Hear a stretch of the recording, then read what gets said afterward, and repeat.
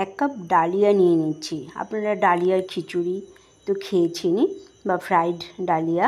আজকে আমি ডালিয়া দিয়ে তৈরি করব বিকেলের বা সকালের জলখাবার।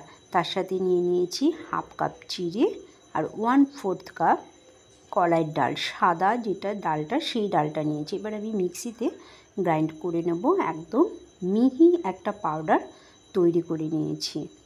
নমস্কার বন্ধুরা, শ্রাবন্তী কিচেনে সকলকে স্বাগত জানাচ্ছি। আজকের এই রেসিপিটি যদি আপনাদের ভালো লেগে থাকে অবশ্যই লাইক, কমেন্টস এবং শেয়ার করবেন। আর নতুন বন্ধুরা কিন্তু অবশ্যই সাবস্ক্রাইব করে করবেন। এবার এই পাউডারের মধ্যে দিয়ে দিচ্ছি 1 কাপ নারকেলটাকে আমি না কুড়িয়ে ছোট ছোট করে কেটে নিয়েছি। এবার তার মধ্যে দিয়ে দিচ্ছি জল দিয়ে আমি পুরো ব্যাটারটাকে ভালো করে মিশিয়ে নেব।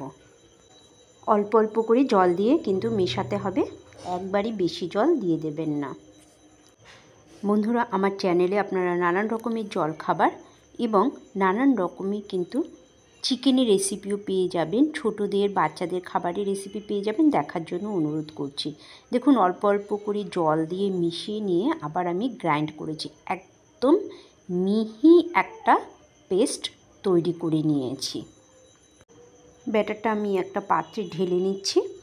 পাত্রে ঢেলে নিয়ে তার সাথে আমি মিশিয়ে দেব স্বাদ মতো নুন, দিয়ে দিচ্ছি সামান্য 1/2 টেবিল স্পুন মতো চিনি।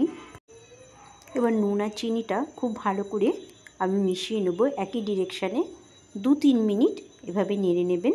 তারপর ঢেকে 6 থেকে 7 ঘন্টা, মিনিমাম 6 থেকে 7 ঘন্টা কিন্তু এভাবে কভার করে রেখে দিতে হবে।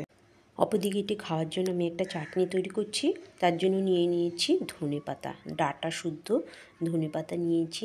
দিচ্ছি বেশ কিছুটা আদা, স্বাদ মতো লবণ দিয়ে দেব, সামান্য চিনি টেস্টটা ব্যালেন্স করার জন্য। তেঁতুল নিচ্ছি, পুরনো তেঁতুল তাই কালো, আর চাট মশলা দিচ্ছি, আর দিয়ে দিচ্ছি রোস্টেড বাদাম। এবার একটা মিহি পেস্ট তৈরি করে নেব। এই চাটনিটার সাথে এই খাবারটি খেতে কিন্তু ভীষণ ভালো লাগে। পেস্টটা তৈরি হয়ে গেছে বন্ধুরা। টমেটো চাটনির সাথেও কিন্তু এই খাবারটি আপনারা খেতে পারেন। একদম মিহি একটা পেস্ট তৈরি করে নিয়েছি। অপরদিকে 6 ঘন্টা পরে ফিরে এসেছি।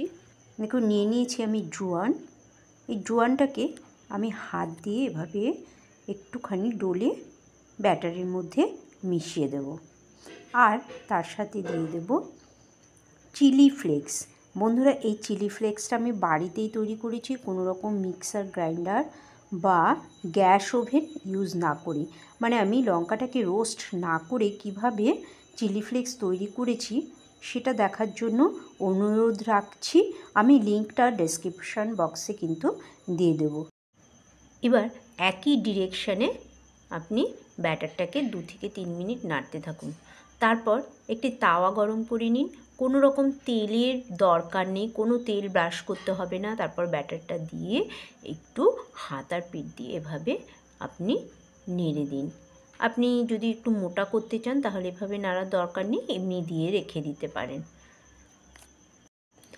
দেখুন, সিম আঁচে কাজটা করবেন।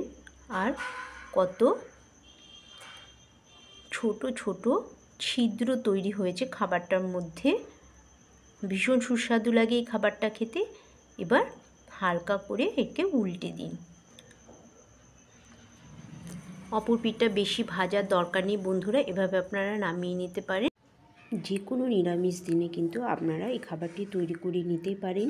ডালিয়ার অনেক রকম রেসিপি আপনারা করেছেন, আমি আশা করব এটা আপনাদের কাছে সম্পূর্ণ নতুন হবে। দেখুন কতটা সফট আর হেলদি একটা খাবার তৈরি হয়েছে।